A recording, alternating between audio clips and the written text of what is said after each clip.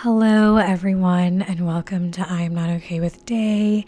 I am your host, Day, and today I am doing something I never thought I would do, ever. And I really didn't even think about doing it today, of all days, but I was in the midst of editing a podcast episode, and based on something that was said, I just felt convicted to do it today. Now, and let me tell y'all that I'm very scared. Okay, I'm really terrified. This is probably the most terrified I've been since the first episode I ever put out. I brought my tissues because it's probably going to be a difficult one. I'm anticipating shedding some tears, which is okay. But I'm doing this episode because I think it's time and I think it's needed. I need to do it for myself, and I also think other people need to hear this. So we're just going to get right in. So if you're new to this podcast, we have a segment that we like to call Some Type of Way. So we're going to start there. What had me feeling some type of way? Last week I had the most life-changing therapy session ever. And it's going to sound very basic. But if you've been following me along, you will understand why it's not. And if you're new, hopefully I can explain it in a way where it'll make sense. So last week, I started off my therapy session by telling my therapist just how I was feeling, what I'd been thinking about in the past couple of days and how it was making me feel. And, she was asking me to identify where I was feeling it in my body. And I was telling her that I started doing the thing I do, which is just kind of like get more explainy and less like, this is what I'm feeling. Like I started intellectualizing. I mentioned this before. I started kind of explaining, but then going off into like conceptualizing what I think this means. And she stopped me and she was like, no, let's just like sit in this feeling for a second. And she asked me to describe the feeling. I told her I was feeling restricted, almost like someone is bounding me. So she said, okay, why don't you get into a position that would feel more comfortable? And I did. And so I ended up lying down and I just started crying. And I could not stop crying, y'all. Okay, when I tell you I was crying, it also wasn't just like, it was like wailing. It was like, maybe not wailing, that's dramatic, but I just ugly cried, boohoo crying, letting it all out. And for me, I did this one time in another therapy session months ago. And I even then kind of restricted myself. And something I learned in that therapy session is how much I restrict myself from feeling, from crying. Anyway, I just cried. And y'all, I spent the entire therapy session crying. And it was necessary because there had been just so much bottled up that I held for so long. And my therapist even said, at one point she started crying too. We were just both there crying. But it was a really powerful moment because she realized how badly I needed to release. And she gave me the space to do so. And she said, I can just see the pain that you're holding in your body. And I was like, yeah. I didn't even say yeah. I just cried more in agreement because that's all I could do. But it was just such a release for me. And it was so, I say life-changing because I would say it was the beginning of me letting go of the pain that I've held in my body. And I think this episode is a continuation of releasing that pain. I've had ideas for the podcast, like different topics I want to cover, but I think I need to do this one first before I go there. So here we go, y'all.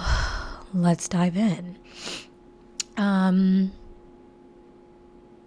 Speaking of holding things in the body. So let's bring it back. Let's bring it back to 8. How many years has it been? To when I first got married. We'll just say that. I think it's 8 years. So I saved myself for marriage. I really believed in the sanctity of marriage, and I wanted to make sure that it was going to be something I saved for my future husband. And that is exactly what I did. And, you know, I went into the wedding night with little expectations. And maybe this is part of the problem. We're going to have more conversations about this in the future. But I remember having conversations with people telling me, yeah, you know, your first time, it's going to hurt. It's going to be painful, but then it'll get better after a while. You know, I've heard that. So I went in there anticipating pain and expecting even pain. But child, nothing could have prepared me for the level of pain that I experienced on my wedding night. And, you know, I cried. I cried. It was so excruciating. But then I was like, well, you know, yeah, we're both excited. We've waited for years. So, you know, again, this is what people said. So maybe, well, not maybe, hopefully it'll get better. I was truly hopeful that it would. But then we went on the honeymoon. It did not get better. Yeah, we tried everything. Tried all the things. Yo, it did not get better. And so the only way that I can describe it is you're hitting a wall. Well, I can describe it 2 ways. It's like you're hitting a wall, but the wall is like you're hitting the wall with needles. So it is a sharp, like, pain. You know, when you think of being stabbed by needles, it's like that, but over and over again into the wall. It's the worst pain I've ever experienced in my entire life. And yeah, it kept on being terrible, and it never got better. So at the time that I got married, my husband and I were doing our master's degrees and therefore living separately. So the first year of our marriage, we spent long distance. And frankly, I was grateful because after all that pain, y'all, I was not excited about having sex. There was nothing that made me feel like, oh yeah, let's try to get this going. No. And in fact, I felt a sense of relief every time I was away from my ex-husband, because I had so much I felt so much pressure to do it that when we were together, because we had so little time together, that I just like forced myself to, and it was just never good. So anyway, we spent a year, traveling back and forth every month or so. And, after like maybe 6 months, my ex-husband said to me, I think you have a problem. And at the time, I had my DSM, which is the book that mental health professionals use to diagnose people.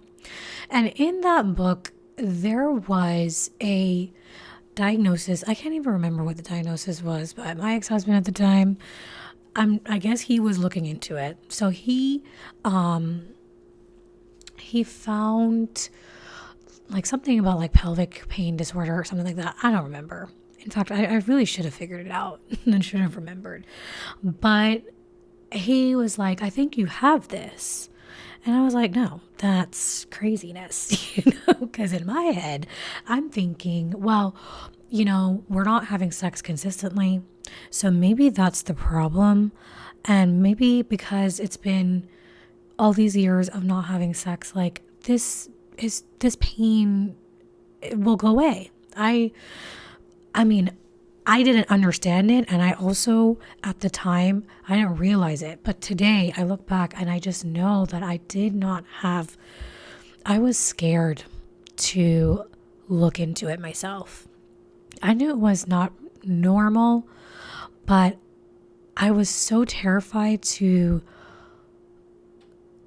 do the diagnosing thing and realize I actually have a serious problem that can't be fixed. So I was truly in denial.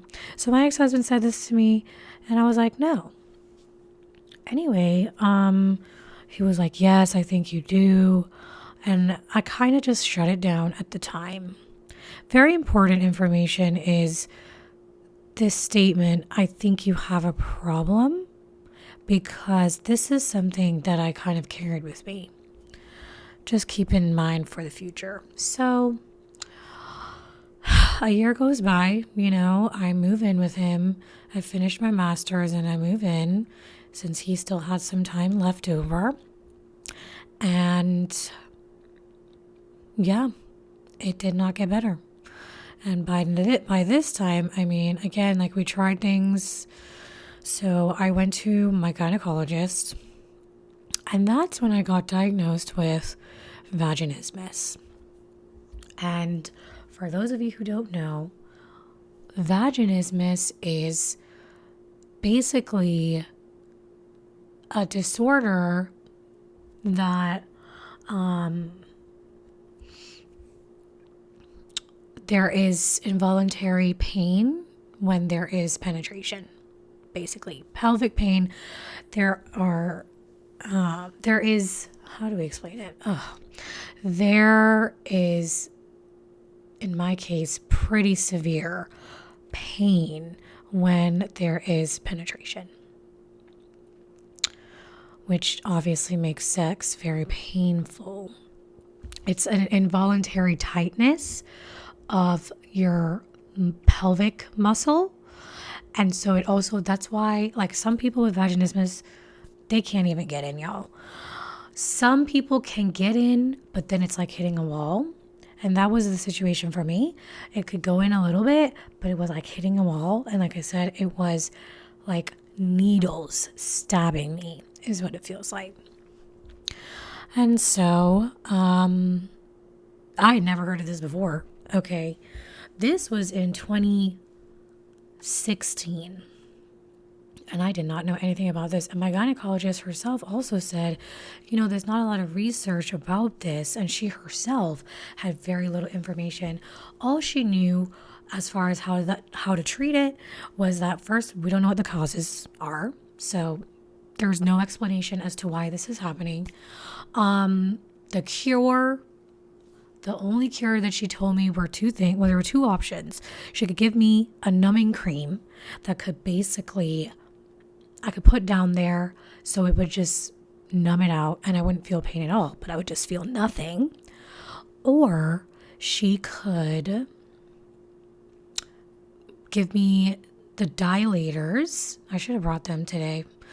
These dilators that you use to help stretch the muscle, and you practice doing so until it, widens out to where there's not that tightness anymore and not that pain.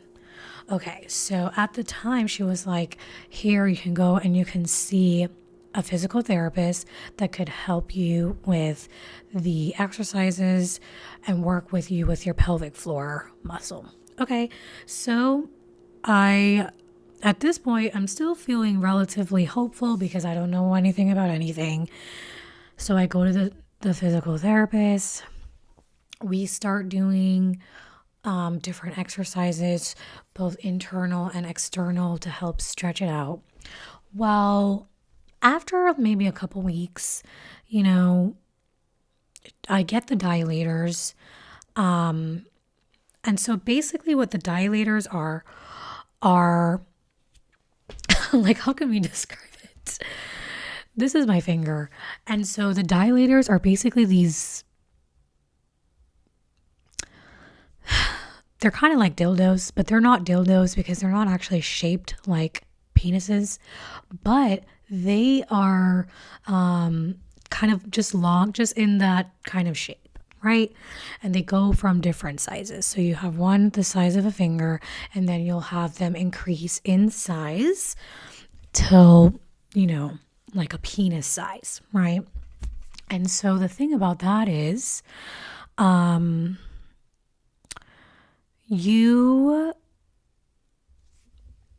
the doctor told me is practice with each until there's no pain with each size. And once there's no pain with that size, that's how you know that you kind of leveled up, and then you can move on to the next sizes. Okay, so when I first got the dilators, I was terrified, y'all, because I guess it was really just my body automatically tensing up. I had so much anxiety just even like do it to myself, put it up in there, because I knew the pain that was coming, and it was really hard for me to know that I have to like inflict pain on myself just to make things not painful anymore. So I struggled so much. And unfortunately, I did not have a husband who made me feel safe and supported and was in it with me. So I really was in it by myself. He would ask me sometimes if I wanted him to help me, but he was really not compassionate. And I did not want that. I just felt pressure. So I was like, no, I have to do this myself. I remember he even used to get mad at me, And so I was just like, no, just no. Anyways, after a while of doing that, it didn't get better. And I went to my physical therapist, and she told me, yeah, there's nothing more we can do for you. So at that point, I felt very discouraged.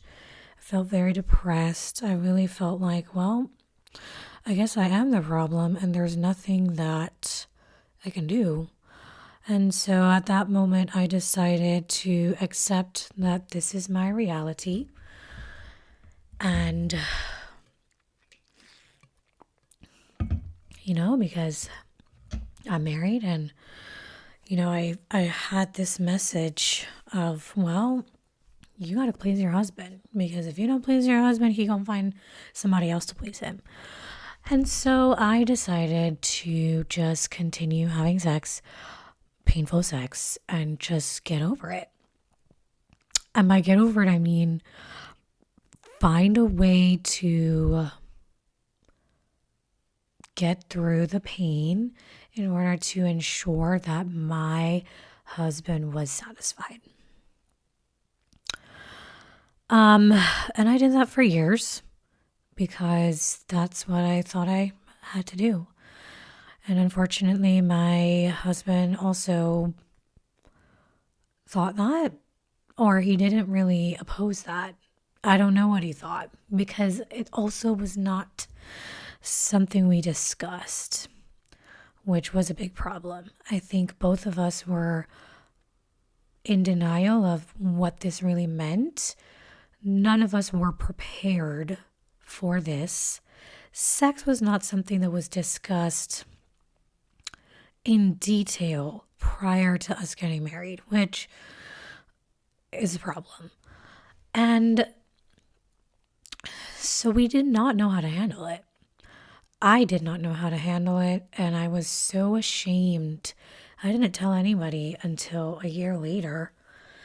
Then I told, my mom, and I told my friend, and even then it's like, what are they going to do? They don't know what to say. And even then, when I first told them, it was still so painful. There was so much shame that I felt, and it was so hard to really accept that this was my reality. And I remember many days and crying, begging the Lord to take away that pain, begging him to do anything, and he never did. And,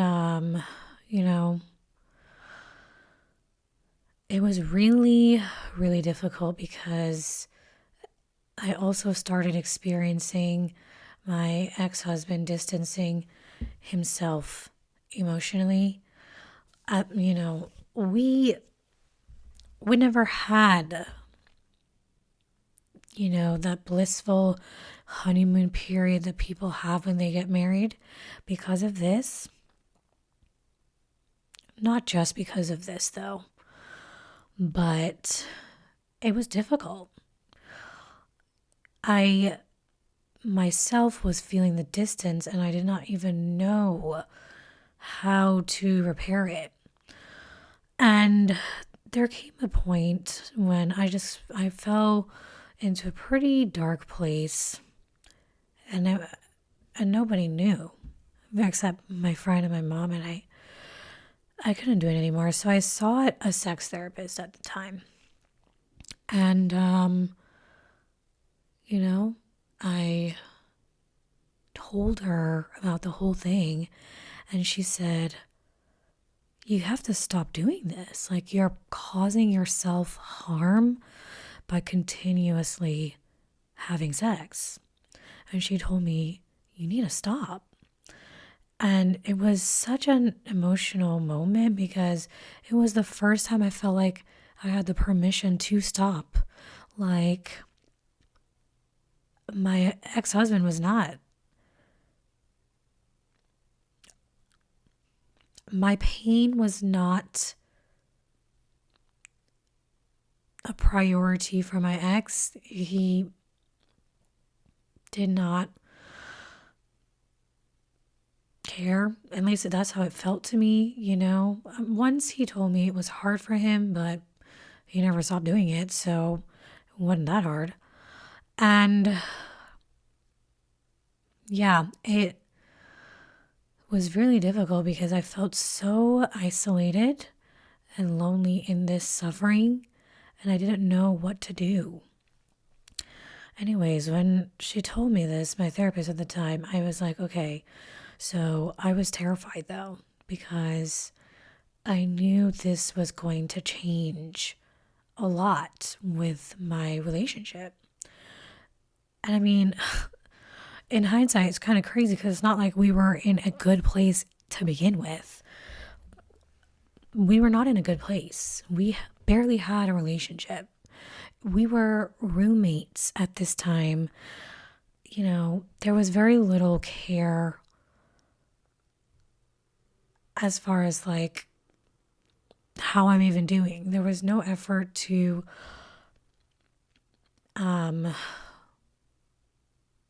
nurture the relationship. And so that was really hard already. But I had gotten to a point where I just couldn't do it anymore. So I wrote a letter to my ex at this time because I couldn't even say the words just so. I read it to him, basically telling him that I can't do this. I can't keep having sex. Among other things, I was telling him just how I was feeling over these last couple years, really being vulnerable. And that was not received well. He just walked away. He just walked up, got up, and left. And that was very painful because it was the first time I felt like I advocated for myself, after seeing a therapist and getting the courage. And he basically was like, I don't know what to say about this. I mean, he was upset about it. And then 3 months later, he asked me for a divorce. And so, obviously, that was very, very painful. I didn't know what to do at that point. I begged him to stay together. I was like, I'll do anything and let's try to just get couples therapy. Let's try to make this work. It was a very dark couple days, but then he said, okay, fine, we'll figure it out, but you need to get help. It was always, I need to get help. Like I said earlier, the narrative has always been, you have a problem. I have the problem. I need to fix this problem. And the thing about it is, this is not a problem that I think can be fixed alone if I'm in a partnership. Anyway, I was so desperate at the time. We had relocated somewhere else. So at this point, I was like Googling vaginismus, trying to find support anywhere I could.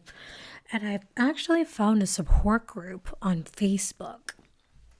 And when I found that group, I wrote something on there because I just was like so depressed. It was like the night that my ex asked for divorce. So I found someone on there that was like, hey, they have this physical therapist and she's actually in the area.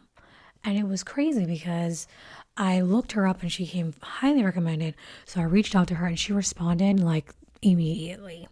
And so I was like, oh my gosh, this is amazing.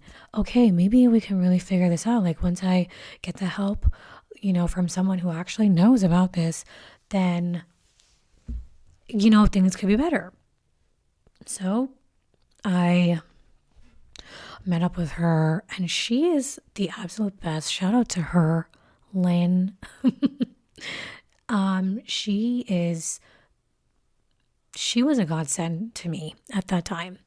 She was so supportive. She was the first person that actually even knew and had information about this. And in a time when I felt like nobody understood what I was going through, she understood. And she made me feel so safe at the time.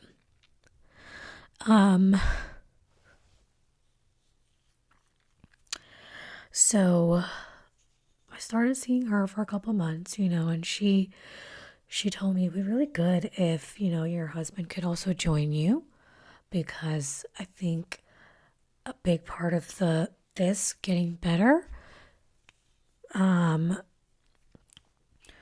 really requires your partner's support. I asked him. He didn't want to do it.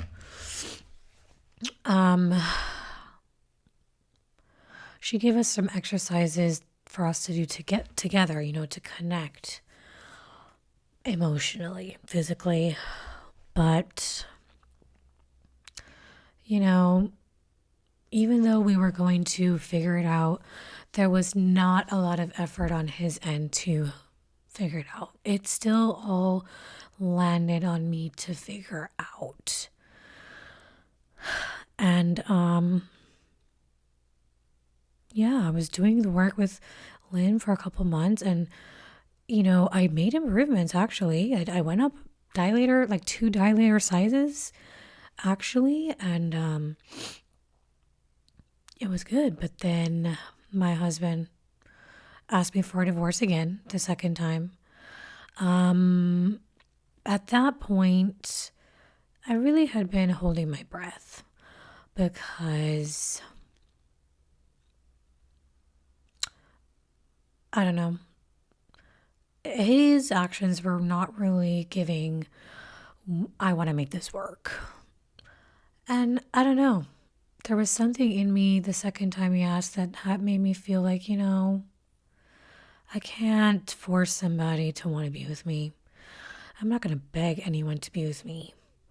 So I said, okay. I gave it to him. And then, we got divorced. Years later, here we are. And so, yeah, that is, I guess, my vaginismus story. The reason why I wanted to share this is because I'm at a place right now in my healing where I'm processing a lot of these things that have happened in my marriage. And I realized, coming back to the initial point, or the first thing I was saying earlier, how much pain, how much shame I had been holding in my body. And, to this day, I have a very complicated relationship with my body because it has not been functioning the way that I want it to, And I guess on the surface, it looks like my body is the reason why my husband left me. On the surface, it seems like I am broken and damaged. My body is not functioning, it's not doing what it's supposed to do, and therefore it was not enough for my husband to stay with me. Therefore, I was not enough. And I struggle with this belief that I'm not enough for anyone. And there have been certain things that, feel like a confirmation that I'm not enough. But I have been doing a lot of work in therapy to challenge those narratives. And it's required me to look at my situation as for what it is, and not just for the story I've told myself over the last few years. And the reality is, this is one small portion of why my marriage ended and why it didn't work. There are many other things that contributed, and it's hard to look back and to think about my ex really not having compassion for me and not supporting me in the way that I really desperately needed him to. Beyond that, though, I myself, I didn't have compassion for myself. I realized that I had the narrative of not being enough before I even knew this was an issue, and it just kind of reinforced that belief right after, I spent so many years feeling like a failure of a wife, a failure of a woman. I felt so bad about myself, so worthless. And it really did affect the way that I showed up in my marriage and the way that I showed up even in other relationships. And I spent years truly believing that something was wrong with me. And now that I'm able to look back, I recognize nothing was wrong with me.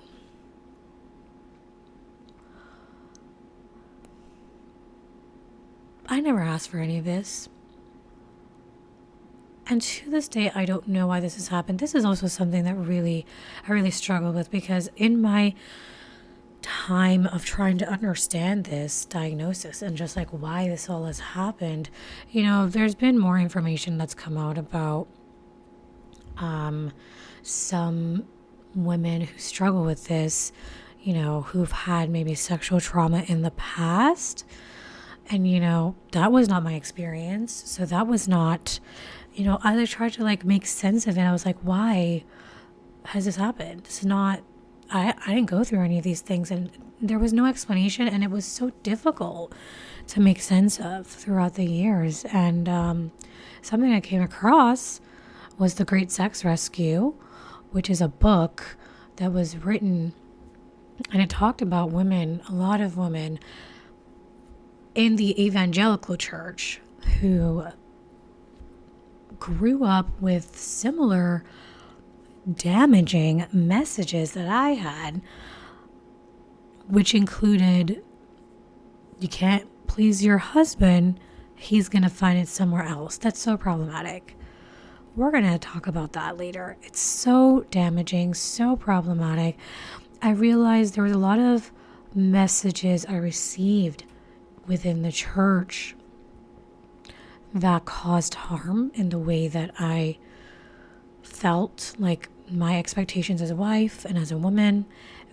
Those were in the back of my head, making me feel like a failure. Y'all, I remember someone telling me this. It was actually really off-putting. I went to a reunion of my old church, and this person said to me, it was maybe like a few years after I got married, and he said, I hope you're pleasing your husband. Like, he literally said, I hope you're making your husband happy. And I was so offended in the moment, but I was also so stunned I had no words. But like, literally, these are the things I think that have caused me pain. And when I look back at this whole thing, what I also realize is how the partner you have really makes a difference. I remember there was somebody who had reached out to me in the Vaginismus support group who I knew. And I remember we had been talking, and she was asking me for support because I guess I was in the group a little bit longer than she had been in. And she was also married, but her husband was amazing, a great support. And I remember even the moment that I told her that I was getting a divorce, feeling so much shame and so jealous of not having that kind of support in a partner. And I realized today really also just how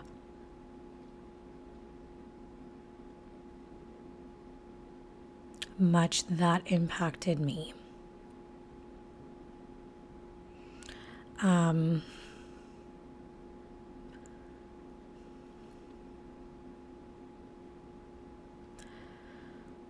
Yeah, it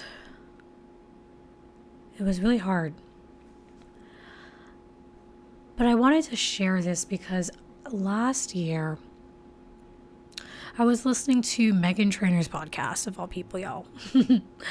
And Megan Trainor nonchalantly mentioned having vaginismus after she gave birth. And I don't remember if she said it was after or it always was like that. But she was like, oh yeah, this is what the doctor said, and this is what I have. And she was so just chill about it. And I was taken aback. Like, I remember hearing her say this, and I felt so like, wow. I'd never seen a woman with this diagnosis treated so like regular. And it made me feel empowered in that moment. Like, maybe it's not something I need to be ashamed about.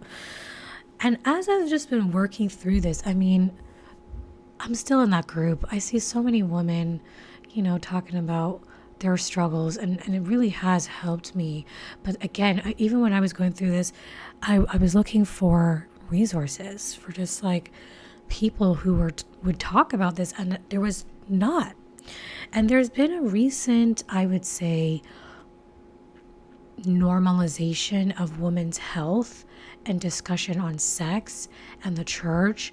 And I feel a sense of responsibility to talk about this, to spread awareness first and foremost, to talk about my experience, so that if you are somebody who has been experiencing this, can know that you're not alone. Because I felt so alone. I felt so much pain in this struggle. And I don't want anyone to feel that. And I also want to debunk this idea that if you have this, something is wrong with you. Because this is something that I myself am fighting with myself about. Nothing is wrong with you, and nothing is wrong with me. I felt so much shame, and I had to think about it. I mean, just up until recently, as recent as a week ago, I was thinking, why do I feel shame for something that I didn't do and had no control over? Because it's literally like having shame over being black, over what? Having brown eyes. I never made myself. I never chose this. I did not give this to myself. So why do I feel so bad about it? The reason is because my ex made me feel bad about it. Society makes you feel bad about it. There's just certain messages that are going around that make you feel bad. But what are these things based on actually? I want so badly to love myself unconditionally, regardless. Just, I've said that, a few times, and that I've made a commitment to myself to love myself and to get to a place where I do. And part of that is accepting myself fully as I am, if I never change anything. And that includes this, and no longer looking at myself like I am a problem.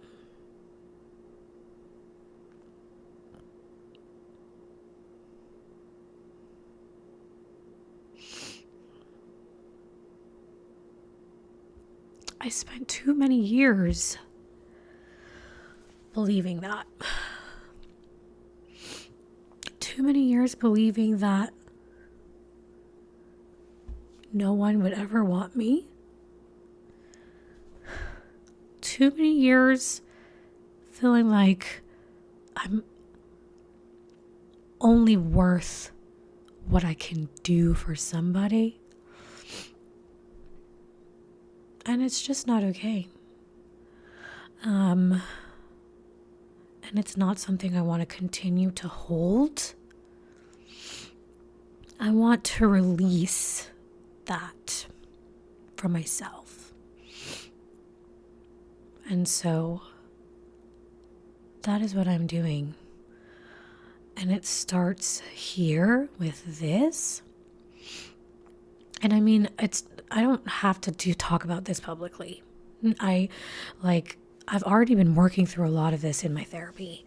So, it's not like this is the first time I'm talking about this, but like I said, I want other people to know that this is something that happens to people. And, if you don't have this problem in particular, but you have some other problem, some other thing, that you're feeling shame about, think about whether or not that shame is warranted. Did you do anything to deserve this? Did you bring this upon yourself? Or is there nothing that you could have done and no control that you had over this thing? Because if that's the case, let that shame go.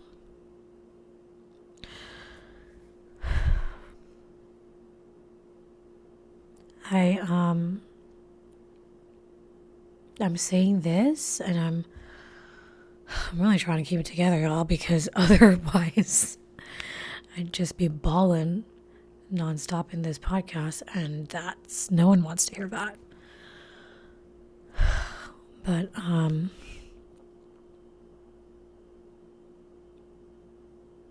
have to say this, I have to release myself. I'm going to talk a little bit more in depth about shame in another podcast, but I think this is kind of the beginning in some ways of letting go of the certain narrative that I've had for myself, rewriting that narrative, and I'm praying and hoping that you can do that too, if that is something you're struggling with. So that's my story, y'all. This is not going to be the first time you hear this, and I'm probably going to continue to talk about how I've been affected by this. And really, my only hope is for someone to feel less alone. So, there you have it, y'all. My deepest, darkest. I'm very much aware of what can come from this, which also terrifies me, but I think it's worth it. So, yeah. We're going to end the episode with what God has taught me. Actually, I said earlier that I was editing a podcast, the one that just came out, I don't know when I'm going to release this actually, but I just edited a podcast and I had a friend on. She mentioned something along the lines of going through pain and sharing your story for other people. You don't know how it's going to impact other people. And something I've learned in recent times is sometimes your pain, your story is not about you. Sometimes it is for somebody else. And sometimes what you go through is to bring somebody else to God, to bring somebody else to a place of safety. And that is also the reason why I needed to do this. And I don't think that is the only thing, like the only reason that I went through this. To be honest, I'm still trying to figure that out. And I don't know if I'm going to get an answer to that while I'm living on this earth. But I do believe that there is power in talking about the things you feel the most shame about, because shame grows in darkness and in silence. And you take the power back. And I am taking my power back in every sense of the word. And I'm moving forward in this stage of life, afraid, and moving forward in God's strength, and stepping into the power that I have always had and never thought I did. So, yeah, that's it for me, y'all. I don't even know what to say to end this, so I guess I'll just say until next time. Bye.